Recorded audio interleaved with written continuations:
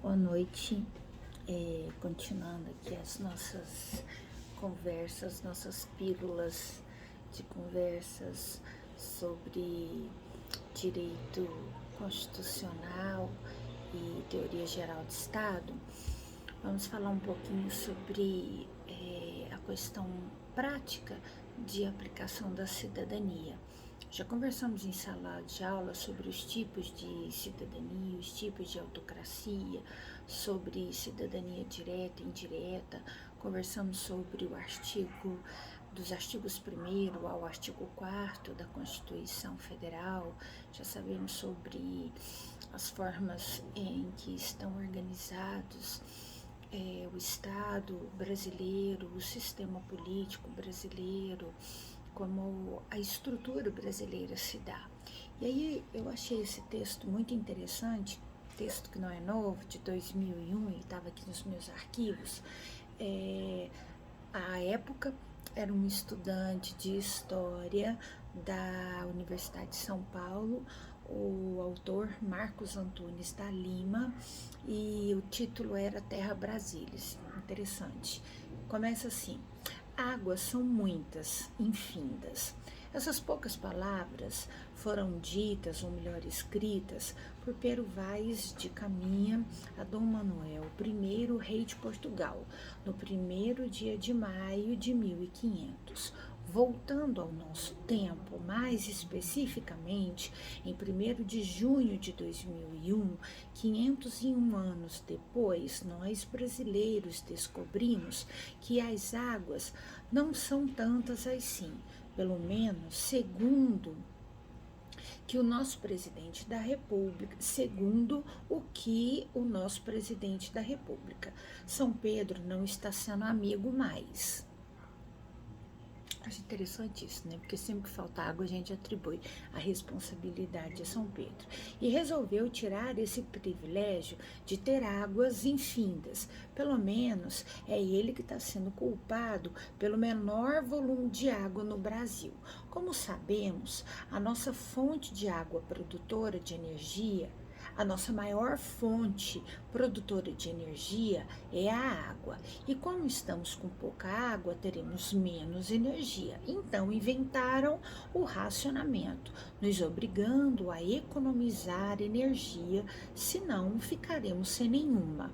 Isso tudo porque São Pedro não está colaborando. Se você acredita que a falta de água nesse país, por favor, me desculpe, mas você caiu no conto de nossos governantes, que nem mesmo eles acreditam nessa história, principalmente o nosso presidente, que é ateu, segundo suas próprias palavras, e que nunca poderia... Gente, só ressaltando mais uma vez, isso é historinha que é de 2001, tá? Enfim, não tô defendendo nem acusando nenhum, só localizando historicamente. Principalmente o presidente que é ateu, segundo suas próprias palavras, e que nunca poderia acreditar em São Pedro, nem em Deus, e que nunca poderia dizer que ele não nos abandonará. O Brasil realmente vive uma crise na produção de energia.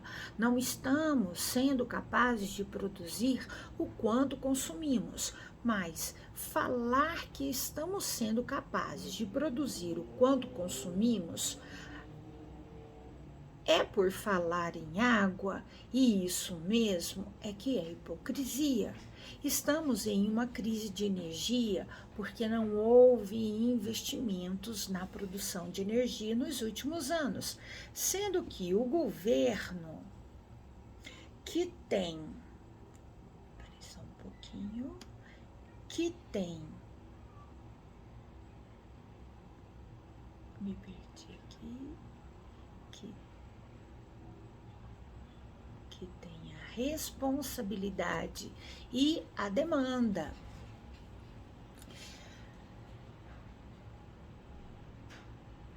E havia a obrigação de produzir energia para a nação, não se preocupou em produzir essa energia na mesma proporção ou até maior do que essa demanda. Essa falta de investimentos em energia não vem da era Fernando Henrique, ela vem de muito tempo atrás, desde os anos 90. Desde os anos 70. E os nossos queridos governantes, muitos dos anos 70 continuam até hoje, pelo menos aqueles que não morreram. Meus alunos e alunas sabem a minha teoria acerca disso. Não calcularam ou talvez não se importaram em calcular o aumento da demanda de energia com o passar dos anos.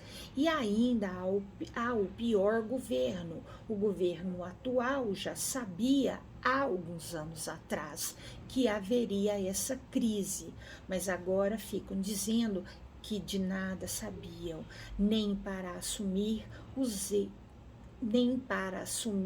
erros servem. E nós é que pagaremos a conta, pois somos obrigados a racionar energia. E se não conseguirmos, irão nos multar. E depois irão cortar a nossa energia. Ou seja, como diz José Simão, o Brasil é o único país do mundo que se corta a energia por excesso de pagamento. E aí o texto vai adiante. É interessante essa reflexão aqui, porque eu havia pedido para as minhas e meus alunos pesquisarem acerca do caudilismo, e isso aqui é uma expressão do caudilismo, do coronelismo brasileiro. Nós temos uma política e um sistema político estruturado nessa questão. Nós não temos um enfrentamento político, porque nós não somos preparados, nós não nos preparamos, nós não somos ensinados e não queremos nos politizar para tal. E engolimos esse tipo de afirmação. Entendemos que a culpa é da chuva, a culpa é de São Pedro. E engolimos que ninguém sabia que isso ia acontecer. Nós atribuímos ao grande milagre econômico ou às mãos maravilhosas de determinado político, de determinado presidente, que agora baixou a conta de energia, que agora baixou a conta de combustível, que em menos de, um ano de governo fez isso, ou que em 2 anos fez o que ninguém fez em 20 anos. Percebam que ao longo da nossa trajetória, nós vamos atribuindo milagres e nós vamos atribuindo aos perfis políticos essa identidade paternal, maternal. Nós vamos atribuindo as nossas identidades políticas com um preço muito alto, porque cada vez a carga tributária é muito alta aos nossos cofres públicos, cada vez a carga tributária ela incide sobre os nossos bolsos de maneira extremamente violenta e com uma contraprestação extremamente ineficiente, um preço muito alto. Até quando vamos nos orgulhar pelo nosso analfabetismo político? E aí o que é pior, porque eu estou falando aqui agora para jovens, classe média alta, que se orgulha de chegar na universidade, colocar o seu material na sala de aula e sair. E voltar para a sala de aula somente para responder presença. Bate no peito, orgulhosamente, o seu analfabetismo político. Bate no peito, orgulhosamente, as correntes da sua escravidão política, dos grandes coronéis que ainda te acorrentam. Até a nossa próxima conversa.